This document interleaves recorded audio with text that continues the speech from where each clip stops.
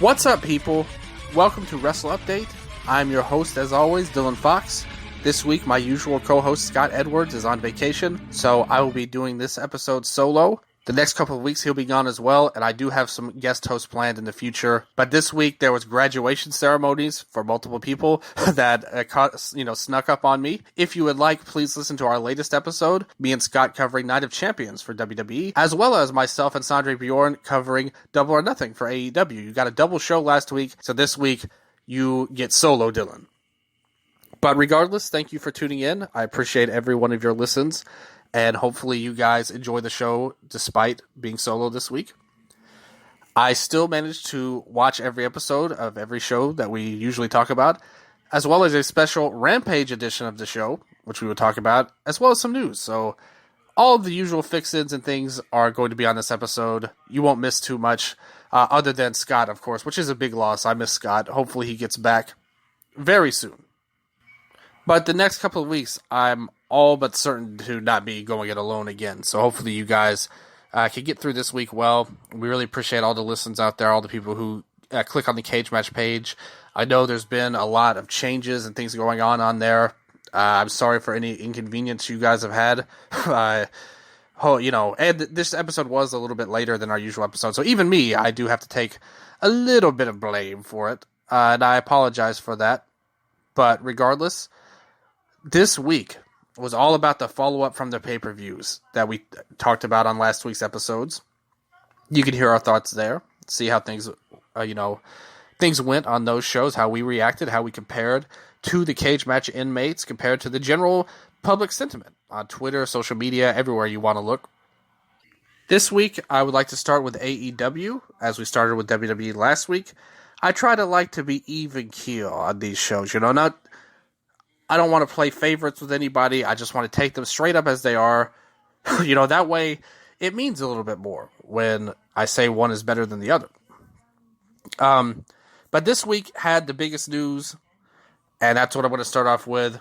We talked about it a couple of weeks ago. Me and Scott did, and now he's not here. It'd be interesting to know his thoughts, and I'll probably end up, when he comes back, it'll be around the time this all happens. He'll have a much better point of view because he'll have seen everything unfold, whereas I'm just prognosticating before the fact, so to speak.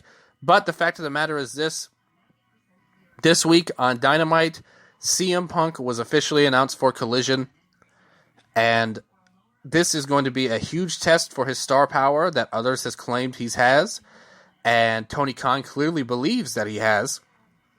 It was interesting with the announcement.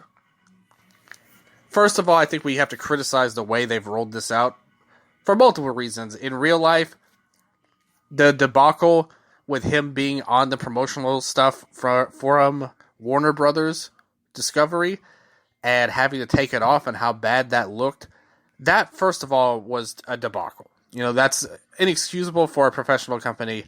It should not have happened. But even in the area of the show, these things were announced every week. He came here saying, next week I'll announce this. And then next week there'll be another announcement. They've just kept going on and on. He's been in the same room. Performance-wise, he was fine as like an official president or whatever, commissioner type of character announcing these things. There's nothing wrong with that. But I wish that they had just gotten to the point beforehand. I don't know why they felt the need to try and keep this a secret. I know that's how they did it the first time with the first dance, and it worked. I can't criticize it too much, but considering where we're at now, things have changed a lot since the first dance, and I think it would have been a lot smarter and probably would have avoided a lot of unnecessary drama if they had just announced it sooner. And we don't know that drama isn't what Punk is aiming for. Maybe even Tony Khan thinks so. I don't know. But for me, I think it would have been better had they just announced it. Instead of just playing these games every week where there'll be another announcement next week. Just announce it all right away and get it all out of the way. Another interesting point is, when he got announced on the show, you could tell there was a mixed reaction. This wasn't some legendary homecoming hero type of reaction.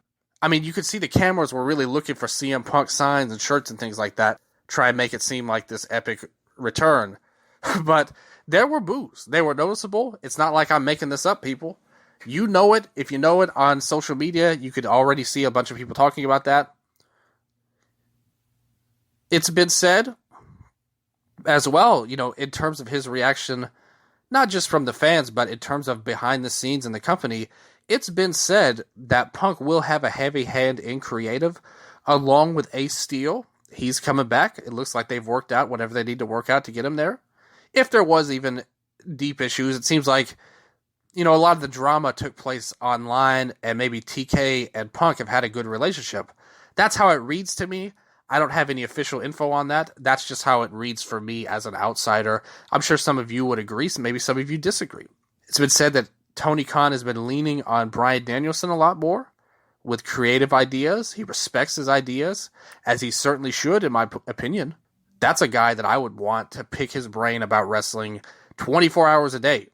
It appears there's going to be different voices in the room. Now, whatever you feel about Punk, and look, Ace Steel, that's a guy, I think a lot of people don't really know that much about him and only know him from the Brawl Out stuff and that he's friends with Punk. But if you look at his career, he was always a very respected wrestler. Like, in ring, his mind for the business. He was a guy, he never made it to the big show in WWE, but he is a guy that has wrestled all over the world, knows styles well, has trained people, and has always been very respected. So taking out any personal issues, I think it's a great thing to have different people in creative. I think one person doing it, look, we've seen it with AEW. A lot of the build to the last 2 pay-per-views have been underwhelming outside of one angle that appears to have a lot of different voices involved in that and not just one person. So to me, I think it's a great idea to have different people in there. Punk, considering what we know about him, I don't know if I would be as trusting in that if it was me, but I'm not Tony Khan. He has a personal relationship with him, and I think it's good no matter what that it's at least somebody different, first of all. As far as the ticket sales, it's not like things have been a roaring success since Punk has been announced.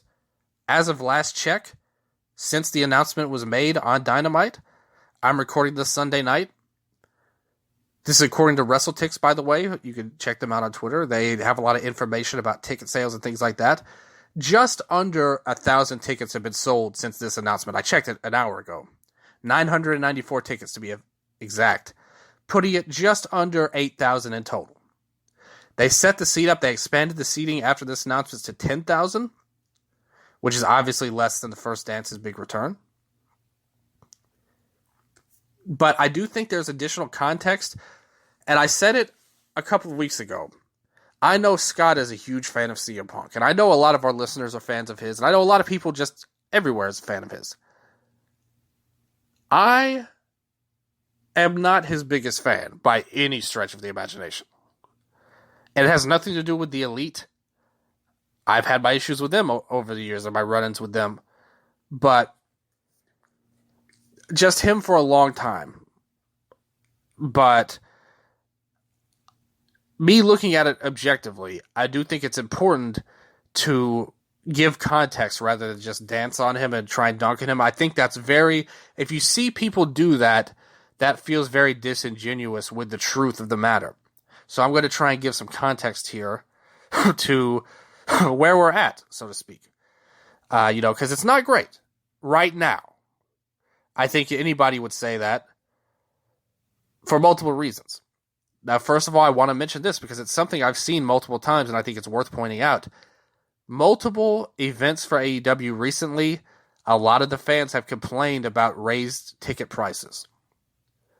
That's a thing right now in a lot of different places with entertainment and in different countries. A similar story is being told in Japanese wrestling at the moment. People are trying to raise the prices a lot, and it's the wrong move for the fans to gouge people at this time. We know that times are tough right now with inflation. A lot of people are struggling. A lot of people can't afford these kind of things. And another factor of this is the Dynamite after is also in Chicago. Not just Collision, but the Dynamite. And there has been evidence over the last few years of AEW burning down some towns, overrunning them, having multiple shows there, putting high prices on them. That's a bad sign. That's going to cause some problems. And let's face it, there's already a divided fan base with Punk right now. We saw it on the show, and anybody with a brain knew that. And look, let's just call it what it is. They probably didn't want to announce him. They wanted to keep it a secret for whatever Punk's reasons are, or Tony Khan's reasons are. That they worked so hard to not announce it officially. Announcing him on TV was an attempt to sell more tickets. And it worked to an extent. Not to a game-changing extent. Not to an extent worth all of the problems he's been involved with, if it was me. But Tony is the billionaire running the company. And his opinion means more than any other analyst or any of the fans. And there's still 2 weeks to go. Let's see how it plays out. If they sell out, let's see how the rating goes. If things go good, I think that's something, I'm sure there'll be some sighs of reliefs.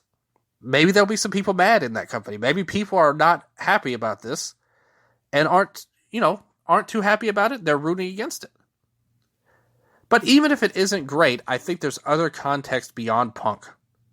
And hey, if Tony or any wrestler is listening to this and they want to correct anything on these thoughts, give a different perspective, I promise you I'm easy to find. My DMs are wide open to wrestlers, owners, fans, whatever.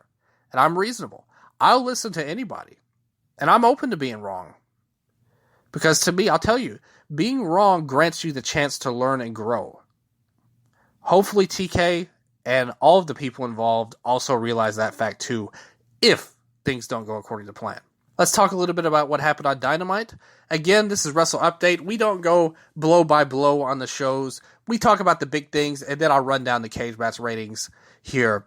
There wasn't a lot of big storyline stuff here. I mean, you had minor stuff, with the title and things like that. I mean, they played a pre-taped promo for MJF. They had a lot of stars on the show. But the one thing that you could say that they really did a good job and there was a lot of care for, which is undoubtedly the best storyline in AEW by a country mile, was the Elite story. There was multiple segments on this show talking about what happened on the show, setting things up for the future. The first segment was where they did interviews with the Young Bucks and Hangman Page. A minor part of that, a side story, if you will, was Dark Order coming in. They're pissed at Hangman. He's ditched them for the Elite, and he never even officially joined Dark Order. They're rightfully not happy about it. He wants to, make things right with them some way. He chased after them. That's kind of how that ended. We don't know what's going to happen next. But a big part of it was they had done a storyline where they said that Omega was back home in Canada, but Paige said he's gone, but he ain't in Canada. He's in Japan. So this all but guarantees Ibushi will be coming into AEW for this. And that's going to get a lot of people really hyped. We talked about it on the show. I had my idea of Ibushi being the one to turn heel. But it's not a problem at all reuniting the Golden Lovers for this. It's going to be an amazing moment. And that is really good. But the headline act of this whole show, this to me was the best thing on any wrestling show this week. Raw, SmackDown, Rampage, or Dynamite. There was an absolutely fantastic Don Callis and Konosuke Takeshita segment. The San Diego crowd, I didn't even mention that. They were in San Diego at the Vegas Arena. The Viejas Arena, excuse me. I had a little small typo here. But the Viejas Arena, capacity crowd, 5,400 people. This crowd sounded like it was bigger than, any arena. They were getting Dominic heat. But for real, for actual heat here, you could barely hear what they were saying. They had to yell. Don Callis was going on saying, I hope these boos are for Omega and not me. But no matter, he could have said anything. He could have said gibberish and he still would have gotten the same reaction from the fans. It was awesome. And then they gave Takeshita the mic and he yelled in Japanese, and it was great. They turned it up for him too. And look, I'm the first to admit, I was skeptical of turning Takeshita heel, but after this segment, I'm already sold. This was so awesome. Like I said, this was the best thing in wrestling this week. Interesting that Callis teased. Another part that was interesting is that he teased starting his own family to destroy the Elite, which could lead to the BCC and Elite breaking off, which with some stuff going down, you could see that paying off too, especially heading into Forbidden Door. And this could be transferring the Elite to this feud with whatever this new family could be. This could be a stroke of genius. Like I said, I didn't even think about it, and maybe we should have. Maybe we should have been smarter. But Tony Khan, I got to give it up to him. Again, I thought that it was a bad decision to turn Takeshita heel. And we haven't seen him wrestle yet. But with this reaction, with him and Callis, this can work. And I was really, really impressed. And the potential of a new faction surrounding him, this could elevate all sorts of people, lead to an epic blood and guts match. I can't say enough good things about this segment. I'm so excited to see where it goes next, man. The one problem, though, is that he did call Inoki Onoki, which was very funny. If you're a Japanese wrestling fan, it was very humorous there. But for a heel, it totally worked. Thinking about who could be in a potential faction, if they wanted to do that, build a group around Takeshita to fight the Elite, end up with, Omega, Ibushi, Hangman, and the Young Bucks. You need 4 other guys around Takeshita for this faction. And, I'm looking at this roster right now. And the fact is, a lot of these guys are already in their own factions, right? And that's going to be a problem if they go this route. Is Santana healthy? Because they should be in the faction. If that's possible, Santana and Ortiz, put them in that, if it was up to me. And ideally, you would want some people with some Japanese ties. And there's only so many that would be able to work as a heel effectively, I would say. I think there's a lot of different people you could look at. Maybe this Dark Order thing, you could see somebody turn there. Somebody like a Stu Grayson, joining that group around Takeshita, get a big push. I think he's a guy that is a great in-ring performer. The look is always going to hold those guys back a little bit, I think, to a lot of the modern fans. But I love his wrestling. Like I said, about the factions being a big thing, that's a problem, because I would love if Swerve was able to be in this, somehow put him in there. There's some guys in there. Samoa Joe could be a guy, has some ties to Japan. I could get behind that. Maybe they bring in somebody for this. Maybe there's a wrestler that we're not even thinking of, a foreign talent. Big news came out of Japan. I mean, recently there's been 2 guys in Noah that have left the company and 2 guys in Dragon Gate that have left. And all of them are pretty strong talents in their own way. The Dragon Gate guys are a little bit small, but I don't think it would be a problem going against the Young Bucks, if they wanted to do that. Somebody like Hobbs, get his ass away from QTV and put him in this with Callis and Takeshita? What about my guy Miro? That's somebody you think about. So there are some options if they wanted to build a faction around Takeshita. And I think it's a great idea. It's one that I really didn't even consider. And like I said, to me, feels like a bit of a stroke of genius almost to set this up. And the segment was absolutely phenomenal. Highly recommend going to find it on YouTube or on demand or wherever you want to watch it. I thought they did some really great things. Another big thing was the main event mixed tag. It was Chris Jericho and Saraya taking on Adam Cole and Britt Baker. They did really good, and I got to give them credit because I was hard on them. We were all hard on them. Nobody liked that match at the pay-per-view. It was a terrible, terrible match. This was a lot better. And remember, go back to the show that I did with Sandre, where we were talking about the Jarrett match on the pay-per-view, and he was down on it, but I said, look, they knew what they were doing in there. They didn't try to go out of their lane and do all this other stuff, and this match followed that template. This match wasn't some Matt Classic or anything like that. It was a good match that stayed in its lane. They knew what they wanted to do, and they executed it well. The inmates were a little down on it, 5.68 rating, but I liked it. I think it was underrated a little bit. I thought they did a much better job than at the pay-per-view, and maybe my expectations were so low. And I thought the women did a great job. They added something to it, and I got to give them credit. I'm not the biggest fans of either of theirs, but I thought they added a lot. And I personally, I'll tell you this now, I'm a sucker for wrestling and romance. So any kind of angle like that is always going to get me extra invested. So to see Cole and Britt teaming together, wearing the same outfit, Britt doing the boom and all that stuff, that was awesome. I was totally into that. I totally fell for it. I thought it was a really strong, not as a great match, but a strong story ender for this feud, which, has had a lot of ups and downs, and hopefully they can just go their separate ways. And I think if I'm Jericho, it might be time for another reinvention coming soon, because I think the JAS, all of that stuff, we've seen Sammy be better off on his own. I think it may be time for him to do something a little bit different. I think Jericho might be better off as a babyface at this point. Like, he's a legacy character. The fans are going to sing his song no matter what. I'm sure he probably has more fun being heel, but I think he's better served as a babyface, especially with how much he puts people over. Again, I'm not his biggest fan by any stretch of the imagination. Ever since this company started, I have not been a fan of his. But he could add something as a babyface to me, and he adds something even now, but there's a lot of criticisms to his work. None of those are about effort or his crowd reaction, which is always strong.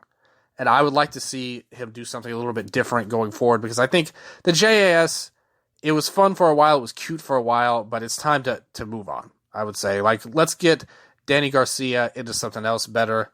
Let's get Sammy into something else better as a babyface. I think there's a lot of upside. We'll see what happens next overall. But I thought I got to give these two credit, because the show, or the match at the pay-per-view, was awful. It just was. I'm not biased saying that. Everyone knows that if they watched it. And way worse than the Roddy and Jericho match. I know there's been a lot of talk about Cole being a main event player and going for the title. If it were me, I think him and Roddy should be a regular team. I think they complement each other so well. Roddy, a fantastic worker. Cole's not the greatest in-ring guy, but he can cut promos, especially as a babyface. He has a lot of good fire. They've got a great thing going with Britt. Those two, Jamie, you could get, when Kyle gets back, they could have a full faction. But if it were me, I would just have Cole and Roddy go for the tag titles. I think they would be great champions and a better fit in a lot of these feuds than FTR is right now. That's something I would think about a lot. And I think that may be a lot better than him as a main event player. I don't think Adam Cole should go for the title. That's just my opinion. Nothing against him, but I think that we've seen, the last angle was a stretch with the 4 pillars. It wasn't built up properly. The match was fantastic, and they did a great job. But the booking wasn't really there to support it for a lot of the time, until maybe the very end. I think that if you have all of this faith in Punk, I know some people probably aren't going to want to hear this too much. But if you're putting all of your chips and all of your eggs in this man's basket, then you might as well just finish this story that never got to be finished properly with Punk and MJF. I think that would be a better use of the main event, and you could use the title in a different way. But we'll see. And I wanted to praise everybody involved. Even Saraya, who I definitely haven't been a big fan of. But I thought they did a good job, and I liked it better than the Inmates. I got to go for that. Another thing is they set up a Swerve and Embassy feud versus Orange Cassidy, Darby Allin, and Sting. That's something they did with both guys. Sammy wasn't on the show, but you had Darby do a tag match with Orange Cassidy again. They're kind of, putting them in as a faction almost. Not a faction, but a tag team. And you had Jungle Boy team up with Hook, reuniting that group, or that tag. So it seems like they're spinning them off into tag work. Sammy, I don't know what his plan is going forward, but I think both of these teams work. I really liked the Darby and OC versus Gates of Agony match. They're Ring of Honor 6-man champions, Toa Leona and Bishop Khan. That was a great stylistic pairing. I thought they did a really good job. It has a 7.18 rating right now. But Swerve was a big part of the Embassy stuff, and I think him getting the title is the proper way to go. He versus OC should be a really good match, and he would be a great person to get the title. He's a guy that needs to be on TV every week. I've said it before, he's a main event player, talent-wise. His wrestling style, promos, physical charisma, to me, is near the absolute top tier of AEW wrestlers. That's a guy who needs to be in big spots going forward, and I think getting the title is a good step forward. And a logical in for OC. This OC Darby Sting, you could have a great 6-man tag versus Swerve and the Gates of Agony. Or Swerve, Cage, and somebody else if you want to have an A team, so to speak, there. Get rid of that. Have Swerve get the title in the end of it. And you could go from there. I mean, maybe break off to hit Swerve versus Darby in a feud. How's that sound? That could be something you look at here. Looks like TK was listening last week at our love for Swerve and desire to see him get pushed. So thank you for that. Thank you for paying attention, folks, out there. Switchblade Jay White got to cut his first promo in the ring. Look, I said it before. I wasn't just not a fan. I legitimately hated his run in New Japan. I thought he was one of the worst, one of my personal least favorite wrestlers to watch was him in New Japan as the champion. Here, he's being pushed much closer to where he probably should be. But even I think he could have gotten a better chance in terms of, his strength is going to be on the mic. It's not going to be in the ring. We know that. It's going to be on the mic. But I will say this. His promo was pretty solid. He comes across confident enough. There wasn't anything really special about it, though. In his defense, the material he actually said, the stuff he was saying, was really basic stuff. He wasn't saying anything overly interesting. But he was really relaxed, pretty confident. It was fine, and I definitely think being paired with Juice is a godsend, because literally anybody, you listening right now, I don't care who you are, where you're at, even if English isn't your first language, whatever gender you are, I promise you can look like a master on the mic compared to Juice Robinson's current heel act, because he is bad. I don't know what inspired him to do this voice, but it's all wrong, all the wrong kind of heat. I can promise I would have turned, anytime he would come on the screen, I would turn the channel if I were not doing the show, because he sucks. There's just no nice way to say it. He is actively bad on the microphone and should not be cutting promos, period. Which is a shame, because he actually was a great promo at one point. I don't know what inspired this whole deal. I still have a lot of issues with the Bullet Club gold labeling. And also, it's worth noting that Ricky outshined everyone when he called Jay a punk-ass bitch at the end, which was completely awesome. I just want this feud to end so Starks can move on. Jay and Juice versus FTR could be a potentially good match, too. It's been said Punk has been eyeing Jay as kind of a guy that he could feud with, which, that doesn't interest me personally, but I do think there's an audience for that. I've seen this guy's entire career. I remember his first match, Jay White, in the dojo system as a young lion, him and Finley. Where did it all go wrong? And they said the promo wasn't bad, but there was nothing there that made me think, oh, this is some special talent that they've been holding back. It's oh, okay, this is kind of where he's at overall. And I think the gimmick also holds him back too. So it's there's a lot working against him in general. And he's a guy that I definitely think about, maybe get through whatever this is with FTR, because that could be a potentially good match. Juice on the mic, I hate him, but in the ring, he's a fine worker. If Jay keeps shenanigans to the minimum, I think he can do well as well. FTR, obviously a great tag team. They haven't been given great opponents, and I think they may be hungry to make this even better than it would be in a normal situation. So it's something worth doing, even if I am not personally a huge fan of the act. But again, Jay for me is a guy that I think could use a change in a lot of ways. Everything should change for me. Not a lot of AEW news besides Punk, just a good show. let's go into the ratings here for cage match. First match was the BCC, Claudio Castagnoli, Jon Moxley, and Wheeler Yuta versus Bandito and the Lucha Brothers, Penta El Zero Miedo, and Rey Fenix. This match was awesome. Great usage of the Lucha Brothers and Bandito here. Just a great, unique style, great stylistic matchup against BCC. All three of them were really good bases for the Lucha guys, too. Obviously, Moxley, Claudio, Yuta, all great workers. Claudio lifted Yuta on his shoulders again. Brian was on commentary. This group rocks. Everything about him does. And there's nothing that I could say about this that would be possibly being bad. Other than some goofy reactions from people. Sorry to say this. I don't want to bury people publicly or put people on blast, but Alvarez and Meltzer, when they were talking about Bandito, come on. Y'all are telling me y'all ain't never heard of Chapulín, Colorado? I do think, remember, I grew up like next door to a Mexican family, and we were really close.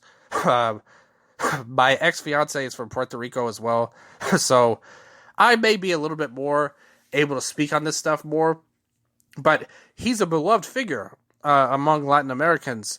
This was totally a pop-worthy deal by Dito Data, and I thought it was super cool. A lot of people have great memories that are older that was around, but even if you're younger, you've at least heard of him in all likelihood.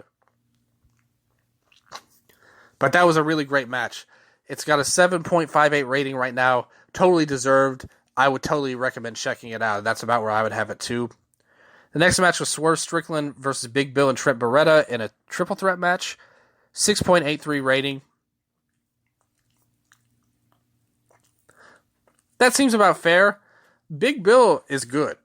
That's something I noticed in this match, and I've noticed it every time I've seen him. I know it's easy to clown on him because he had that whole Enzo team and he was really bad. Probably having one of Bryan Danielson's worst matches ever. But he's actually grown a lot as a performer through Impact Wrestling, if you guys saw him there. He did grow a lot, and he's doing good things now, too. He's a guy that you could look at, too, that may be worth... He would be perfect in Ring of Honor as like a pushed act. But here it was just random. It was really just a vehicle to get Swerve over, and he was awesome. His movements, his charisma... Just a great villain character, Swerve is. Really love what he's doing right now. As I mentioned before, the tag match, Darby Allin and Orange Cassidy versus Gates of Agony. 7.18 rating. Pretty good to me. The problem is it was not as good as the other match with the BCC, but still, this is worth watching. I think this is a good rating by the inmates again. I would say for both shows, this and Raw, and SmackDown as well, I gotta say what you want about bias or whatever, but if you just look at the match ratings, I think all of them are pretty fair. The only one I would have a stink with would be the main event. I thought it was too low on the AEW side, on the Dynamite side. I think the inmates are doing a good job rating right now. That's just my opinion on the matter, because I think they're pretty accurate in all of these. The TBS title match, Chris Statlander defending against Nyla Rose, 5.91 rating. I agree with that. It was not... me and Sandra talked about this. A lot of people were really going crazy about Stat coming back. There's just no evidence to me that at all that she's even a good worker, let alone a great one. I think there's a lot better talents they could have done this with. And to me, this was an average match at best. And Nyla's no great shakes either. We saw that already. Finish was cool. Was Stat doing the 450? That's my move, the best move in wrestling. So I do give her a little bit of a boost on that. But again, I agree with the inmates. I didn't think this was not worth running out of your way to see, to say the least. Main event, 5.68. Like I said, I think it's underrated. I liked what they did. A legitimately good sports entertainment style of match. But other than that, again, not a lot of news. I'm hopeful we start the build to Forbidden Door at the end of the month. I want to see them do stuff on Dynamite. Maybe even Collision as well. We've got Omega and Ospreay. That's very likely the main event. I'm pretty hyped about the show. Eddie Kingston is going to be in New Japan Pro Wrestling's G1 Climax this year, which is probably a dream come true for Eddie. It's going to be a great addition for English-speaking fans. And also, Bryan Danielson challenged Okada which should be an absolutely phenomenal match if that's on Forbidden Door. Okada, if you guys don't follow Japan, Okada's doing the best work of his career right now. More heelish leaning. Bryan is the best wrestler in the world always, for my money. Get hyped for that, because that is going to be a hell of a match. I can't wait for it. I was so excited for that. The G1 this year's got 32 people in it. And by the way, too, Kingston got one of the biggest reactions, if not the biggest, when they announced people in Japan. The Japanese people really showed him a lot of love. I know he had to be loving this. So shout out to Eddie Kingston. I know he's a big listener to my friend WH Park show, Long and Winding Royal Road. He just had a new episode. I've been on that show before multiple times as well.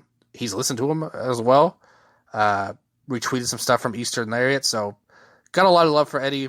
And I'm a fan of his work anyway. I think he's going to be a good participant with a different style. Even though I've always said this. I think Eddie is better as like a street brawler than a Japanese-inspired wrestler. And I get that he's a big fan, but I think his natural strength in the ring lend itself more to brawls and things like that, in my opinion, anyway. But he'll be good anyway in the G1, and Bryan versus Okada could be absolutely fantastic.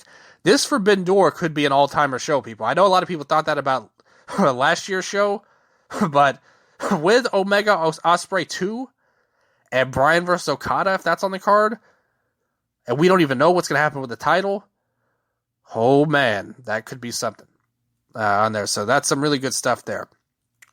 Let's take a trip to WWE now. That's all I got to say about AEW, really. No big news, really, for them, other than, I'll talk about it on SmackDown, but I'll go ahead and talk about it now. They debuted a new title to celebrate Roman Reigns' 1,000 days as champion. No, wait. I apologize. Let me go back. I have one more thing to say about AEW, actually, before we move on to WWE, because I wanted to mention this. It's not something we normally do, because why would you do this normally? But this week was special. Rampage, well worth going out of your way to see the Battle of the Belts. All title matches, no AEW titles. Their ratings tanked bad. They did a bad job of promoting it, and there should have been some native AEW wrestlers throughout it.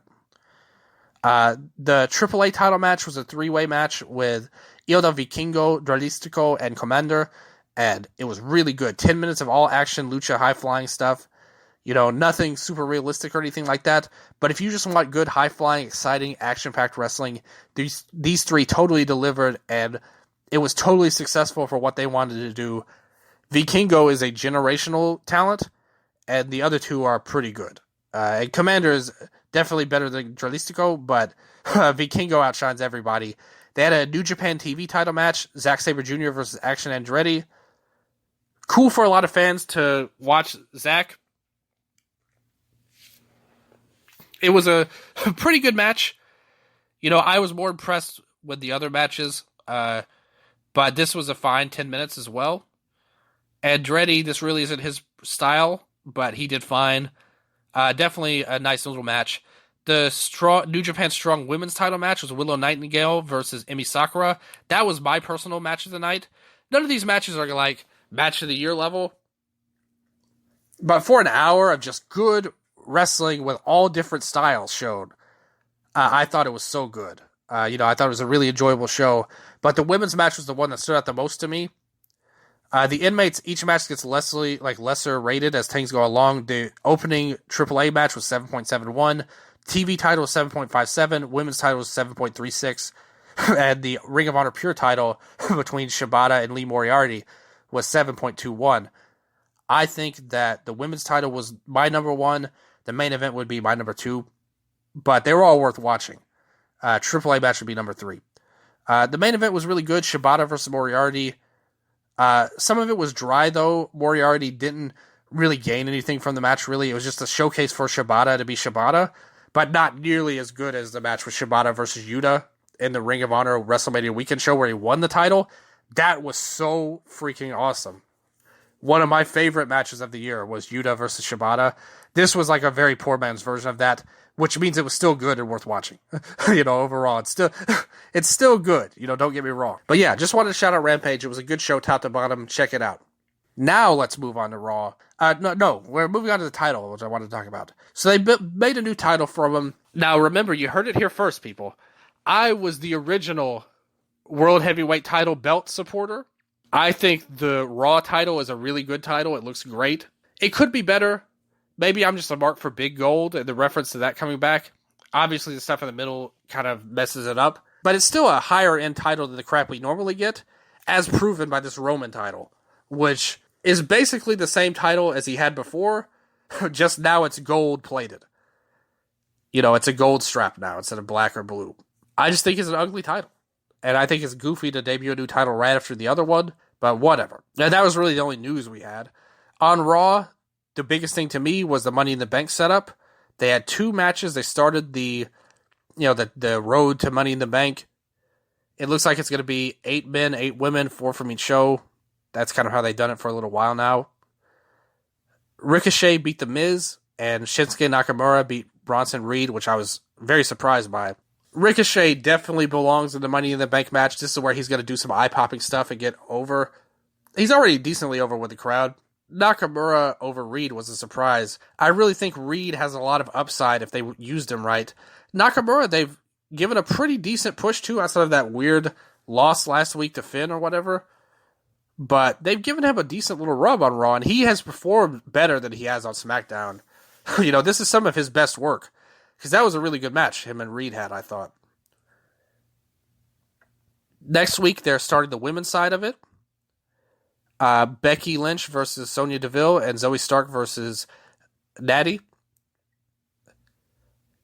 They did a promo segment of Matt Riddle teasing Gunther, and Gunther saying he wanted him to cash in on him.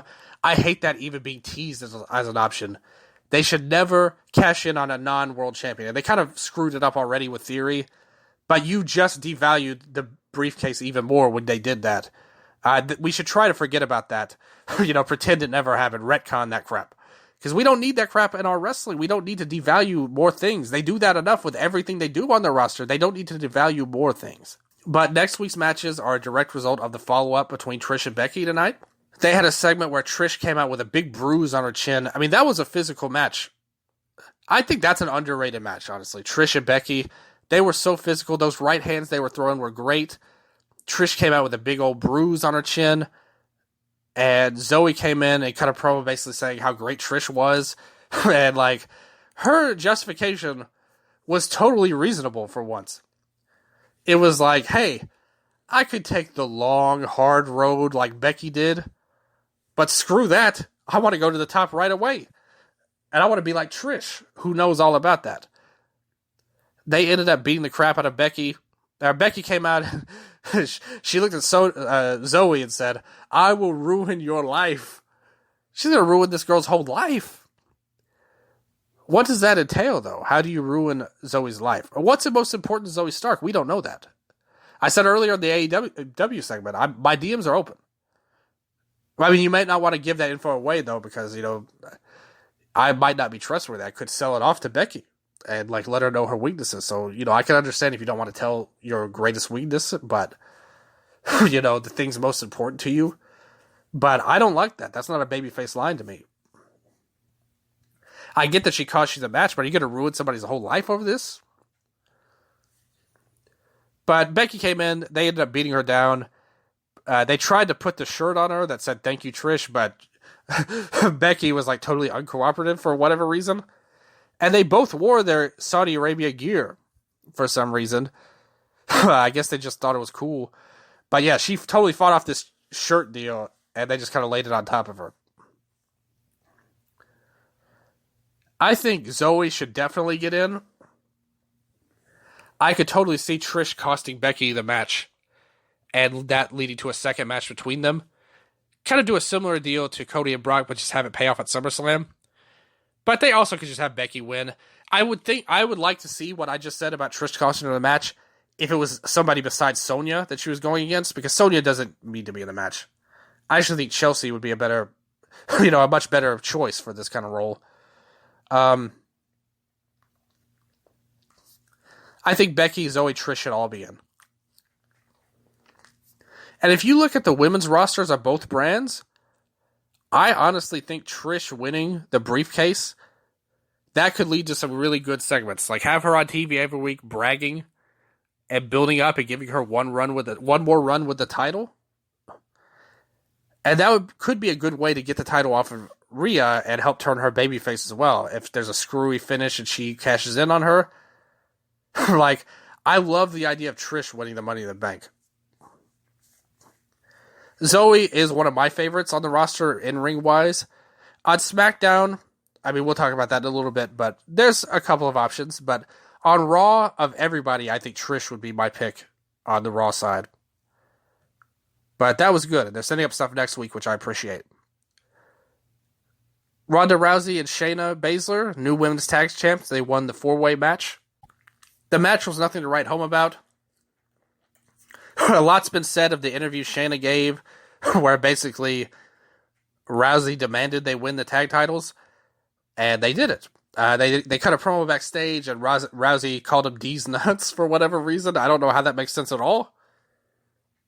But it's a Ronda promo, so who knows? At the end of the day, she's kind of a weirdo, like with the stuff she says on the mic.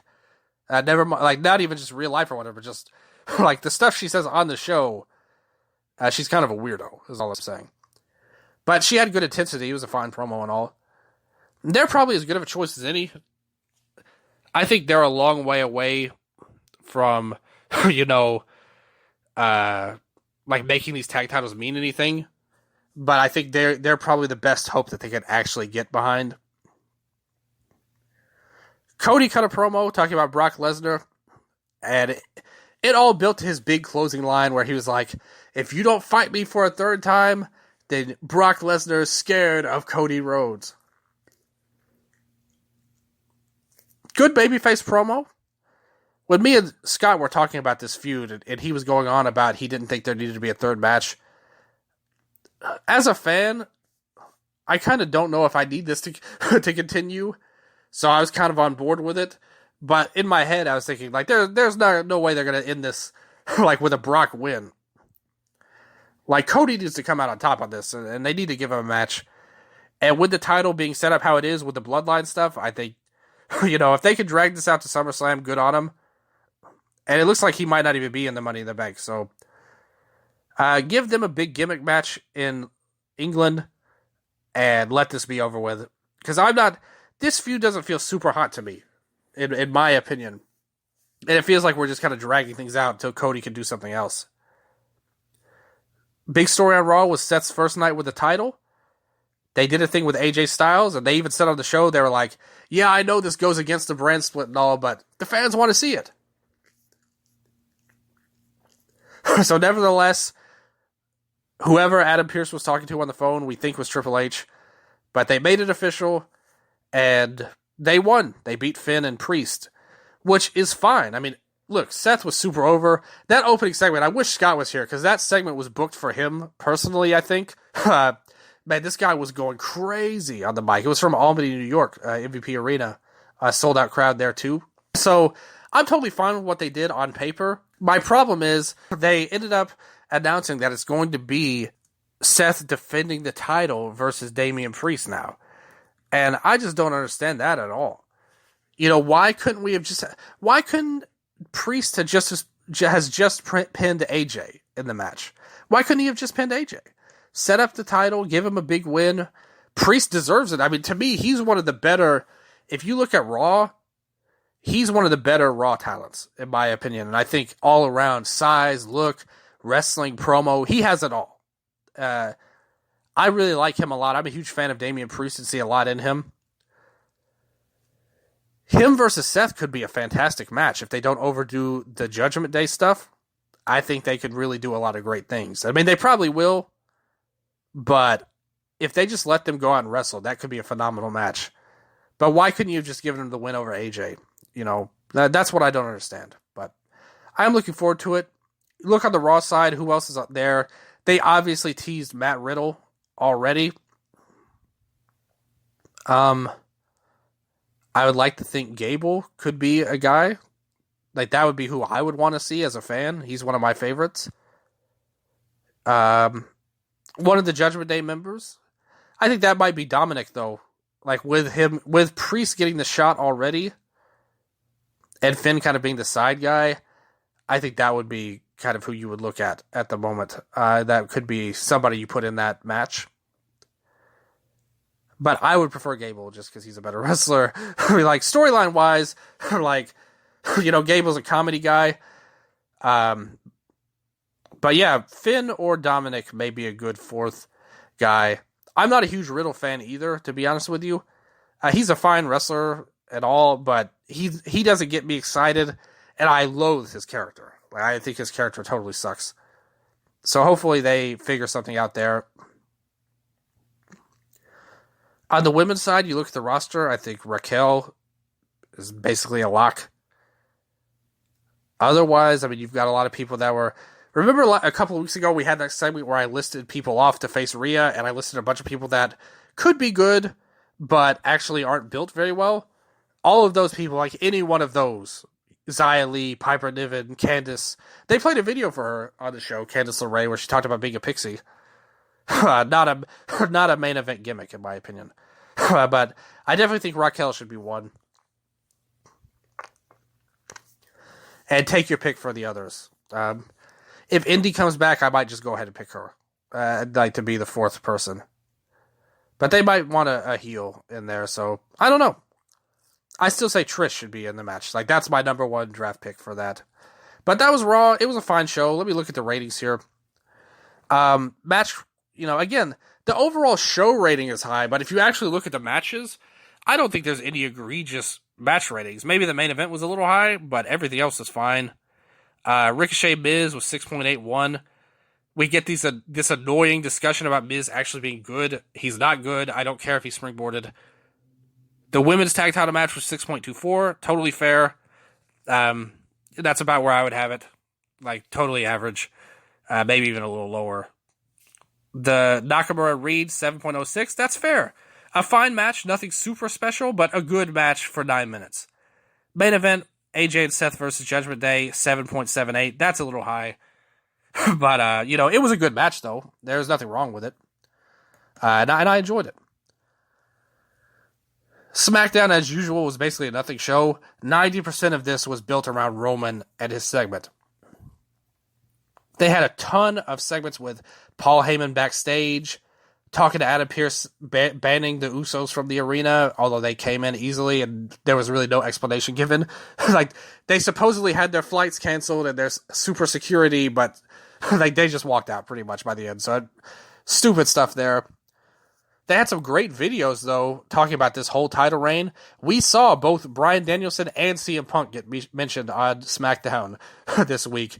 It led to the main event segment, his 1,000-day celebration, which was a pretty great wrestling segment, to be honest. They cut promos to each other. Jimmy looked at Roman, and Roman was like, "Hey, Jay, kick Jimmy like he kicked me. Fix him." And then Jimmy was like, "You're the one that needs to be fixed, Deuce." And they teased all of the Usos, including Solo, joining together. Like, Solo was like, "Yeah, I acknowledge you, Chief, but these are my brothers." And he walked on their side, and Roman looked afraid, like, "Oh crap, like, this is it. Like, crap is hitting the fan, I'm screwed, and I'm probably about to get my ass kicked." But then it set up a turn where Jimmy and like Jay was like, "I need both of y'all. Y'all can't be fighting, y'all." I love the Usos characters because when I was growing up, I knew a guy who was exactly like the Usos, like personality wise as their character on TV. He acted exactly like them, and he was awesome. And the Usos are awesome. But yeah, Jay was like, "I need y'all," and then Jimmy was like, "Let's do it with respect, like we've been doing." And Roman was like, "All right." They hugged, and it looked like everything was okay. And he was like, "Are we still the ones?" And then Roman was like, "Nah." And then Solo gave him the spike. And Solo and Roman walked off. Jay was distraught over Jimmy. I thought this was totally brilliant and a great follow-up to Night of Champions for this whole deal. it really made things more interesting. It feels like they're finally getting into gear with a storyline that I've really struggled with for most of its run. I love what they did here. I thought this was a great segment. It feels like we're getting into that fourth gear finally. And the great thing I love, the way this ended was so good. At Night of Champions, the focus was on Jimmy being the top babyface. He finally stood up to Roman. He did what Jay should have done a long time ago. Epic moment. Everything about it was great. Now this week, they've turned it into kind of like Jimmy and Roman are kind of feuding for Jay's loyalty. But with how they did it, they basically set it up to where any of the three Uso brothers are now in play to be the guy that headlines against Roman at SummerSlam. And I think that's that's a very high compliment. Because going into all of this, Jay was the only one people really felt at that level. But I think they've built this in a way to where any of the three could be very great, especially Jimmy or Jay. And they put spotlight more on Jay with his great acting here. So that was great. The problem is, just like every week with SmackDown, it's just such a one-note show. Like, it's the Bloodline, and basically everything else doesn't matter. The only other segment that I could think of was the women's title segment. Asuka was on the Waller effect. And basically, he was like, hey, you know Bianca's going to be coming for you, right? And then suddenly EO came out, and they yelled in Japanese, which was awesome. It wasn't as good as the one they had a few months ago on Raw, where Asuka was like super awesome. They tried to play off that a little bit. She kept calling her a child and a baka. The problem with this is, the more we talked about it, because this is another thing we kind of talked about, and I thought would be a great build-up with EO versus Asuka. If this keeps up, and they finally let Asuka talk even a little, which is what I've been clamoring for, that's the biggest flaw of her character the last 6 months. They stopped her for talking. That's what she is great at. I mean, she's best in the ring. But she is a super charismatic performer. Even not speaking English, everyone pays attention to her because she's so great and charismatic. They let her talk a little bit, and if they keep it up, it's going to be impossible for her not to just turn babyface again. She's too charismatic and fun and awesome.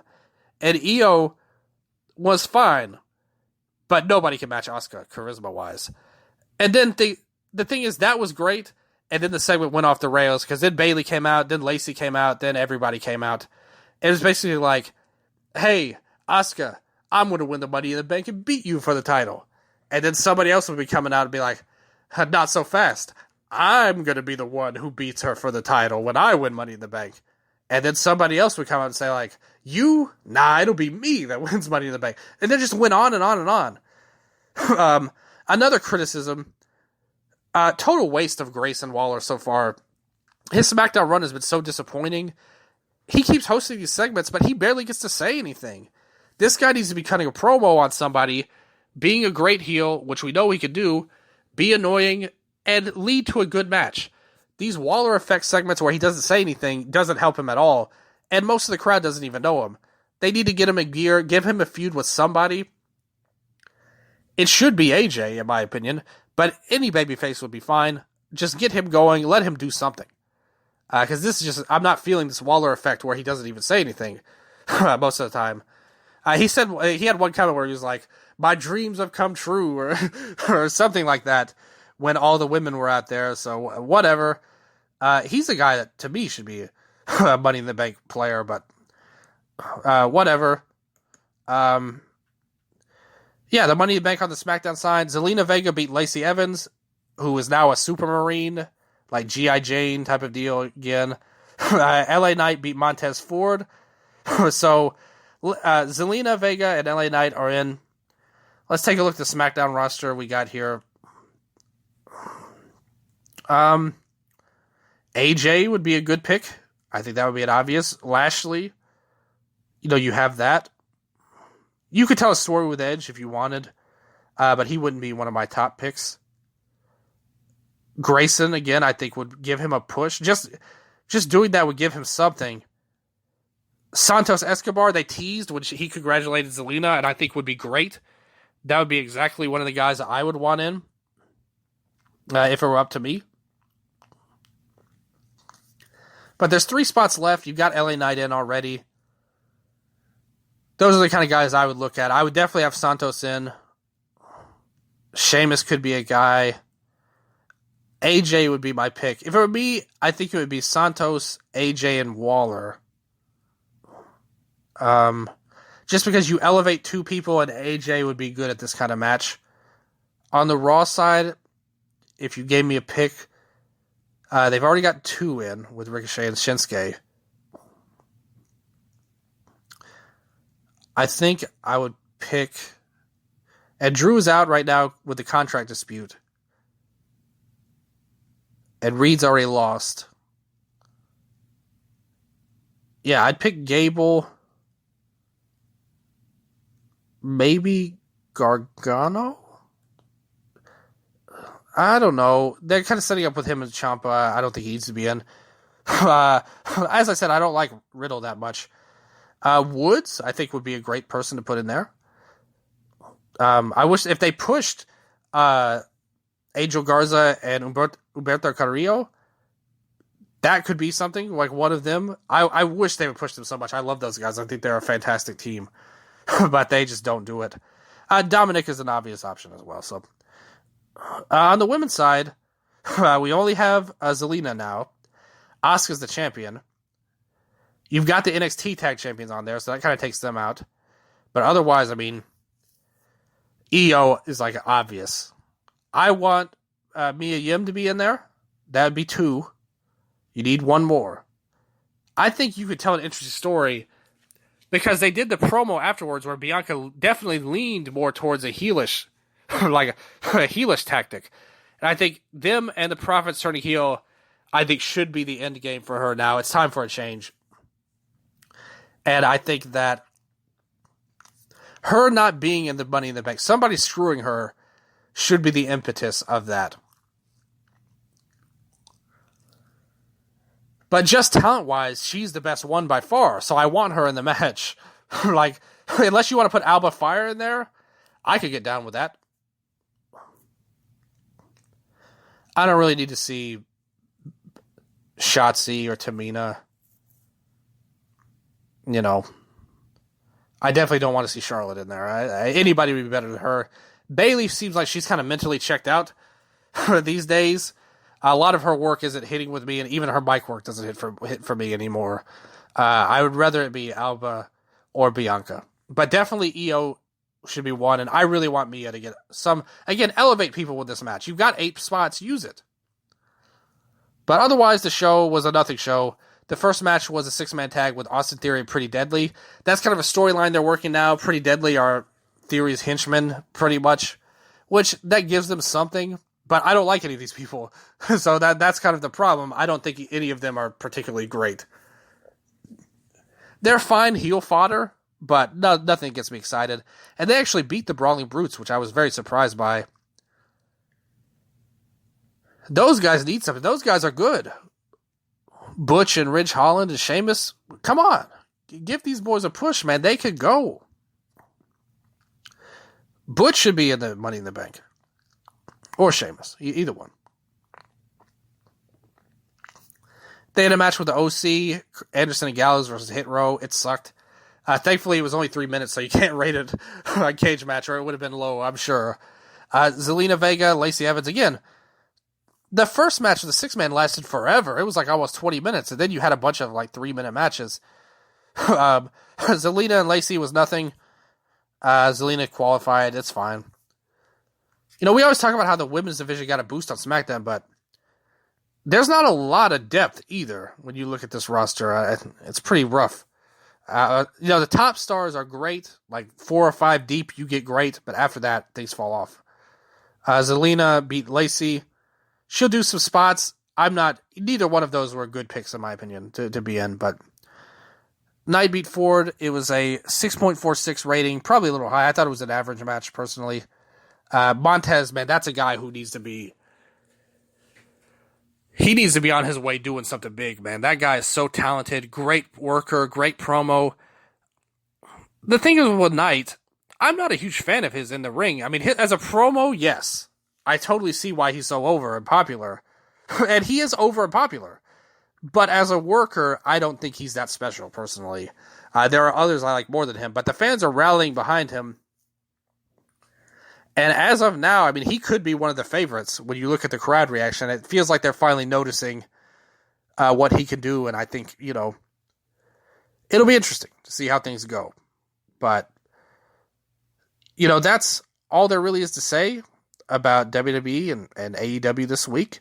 I enjoyed a lot of what we saw. A little bit shorter than the last couple of episodes. Hopefully you guys still enjoyed it. It was a solo run, just over an hour. As I said, I still wanted to do the show. And no matter what happens, I will be here next week. But I'm pretty sure I won't be alone. Like, I'm very confident. This one kind of snuck up on me a little bit. And there's a lot going on with graduations and things like that. But Scott will be back in a couple of weeks as well. No worries, Hakuna Matata. And I'll have some good things planned anyway. But hopefully you guys enjoyed it. I won't be going alone again, but Scott's on vacation. So if stuff is going on, that's life. I'll handle it. And I promise I will be back here one way or the other. I hope you guys enjoyed my solo show. It was a ton of fun to do. Follow us on Twitter, @Viva_0 for me, @ScottEWrestling for him. Follow the 5-Star Network, everywhere podcasts are heard, every social media platform. Check out the website. Lots of good stuff on there. Japanese wrestling and writing as well. I'm thinking about breaking out a little bit of writing for our show, like Wrestle Update, do a little bit of writing for it. That's something you may want to keep an eye out for. It just depends on how the show goes, because we just needed some stability. As I said at the top, there's a lot of changes going on in Cage Match right now. It's really, a lot of stuff upended a lot of my plans. But still, follow everything going on and going along. Check us out on YouTube. You can click that on the page as well. It's good stuff, man, on here. So thank you guys so much. Check out the Eastern Lariat, which this week my co-host on there is also on vacation as well. So that's very popular. Leaving poor Dylan alone, who will never get to go on vacation because he is very poor. But that's okay. I've definitely got replacements ready for that, though. So we're going to be talking about All Together on that show. That's a big Japanese show featuring New Japan, Noah, All Japan, all of them coming together for a special interpromotional show. One day I'd like to fantasy book a show with WWE and AEW coming together, although that's very unrealistic at the end of the day as well. But regardless, check that out. Lucha Talk is coming back very soon. There's a Triple Mania coming up back in a couple of weeks. Should be a lot of fun on there as well. So big shows coming up. Next week, Wrestle Update is going to be back as well. Hopefully I can have a co-host on, which I think I will. And it's funny because, like I said, a lot of people, after the pay-per-view, after Sandre came on, it's like a bunch of people messaged me that was like, hey, let me be on the show. But then it's like a bunch of stuff happened that I was like, okay, now's your chance. And then they're like, no, I can't do it this weekend. So it's funny how that works out sometimes, but it's okay. No heat or anything like that. One day, a bunch of people will still be on some kind of show I do. I don't know if it'll be here. Thinking about starting some extra stuff. We'll see how it goes. But regardless, hopefully I did well enough on my own. Hopefully you guys enjoyed it. And until next time, this has been your Wrestle Update.